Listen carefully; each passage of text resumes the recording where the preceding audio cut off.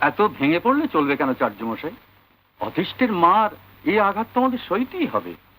না না নবীন, কাল রাত্রে যে পাপ আমি জেনে শুনে করেছি তার কোনো প্রায়শ্চিত্ত নেই। যা হবার তা তো হয়ে গেছে, এখন তো হাউতাস করে কোনো লাভ নেই। চলুন চলুন, মেয়ে জামাই এখনই রওনা হবে, তাদের আশীর্বাদ করবেন। চলুন।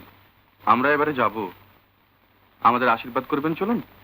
বাবা অনিল, আপনি কেন এত সুখ করছেন? আপনার বিজলি অপাত্রে পড়েনি, শিশিরের মতো পাত্র সুলভ নয়। বিজলি আপনার সুখী হবে।